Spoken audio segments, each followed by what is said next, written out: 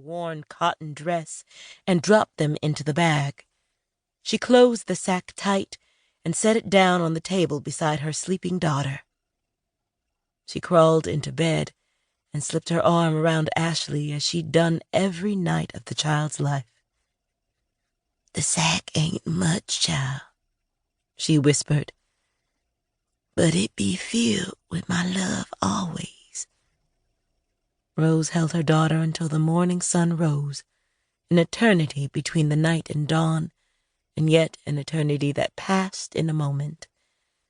She memorized the size of the little girl's hands and the way she pulled the blankets to her chin. And as Ashley stirred, Rose smiled, not for any joy, but these might be their final moments, and she wanted her daughter to remember them warmly. She smiled because she'd no tears left to cry. "Morning, baby." Rose brushed her daughter's hair from her eyes. "Mama's got something to tell you about." Chapter 1.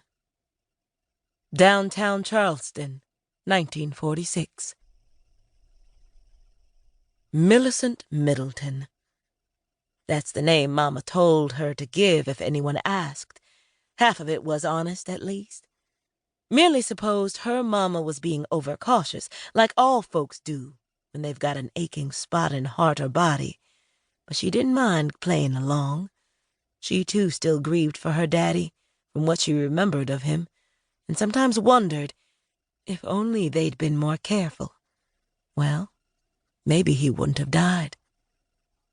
Millie straightened the red cloche pinned to her bob-cut curls and peered into the window of the dress shop on King Street.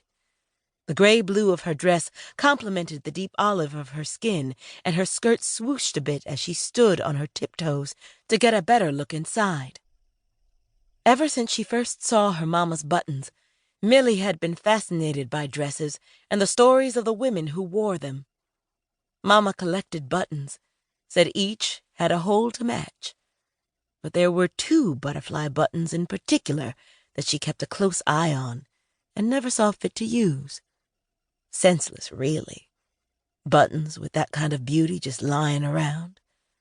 Maybe they were waiting for just the right garment. Inside the shop, a blonde woman reached for a peach silk number on display. What Millie would give to go inside the store and let her own fingers graze the fabric of that gown. Layers of peach silk draped down the back of the dress, then fell into a line of buttons along the fitted waistline and hips. The whole gown was like a summer dream. Millie sighed. Maybe someday. Just as she was swooning, a young man tripped down the sidewalk and bumped into her arm. He righted her elbow immediately, and the 2 locked eyes. He was handsome. Millie immediately noticed it, and he looked like just the sort who might have returned from war with Germany. His blue eyes glimmered, and his blonde hair shone, and his pin-striped vest accentuated broad shoulders. Millie smiled at him. He returned her grin. Her heart fluttered with all the possibilities of having been noticed. "Looking for a wedding dress?" he asked, a glimmer in his eye. "My father owns the place, you know." "Yes, I mean, oh no." Millie waved her hand, trying to clarify her meaning. "I'm looking, but no intent to buy." She held up her left hand for his inspection. "What I mean to say is, I was daydreaming about the dresses, the fabrics, sewing gowns like these." He laughed at the response and seemed flattered to have flustered her. Then he took her hand in his own as if inspecting it more closely.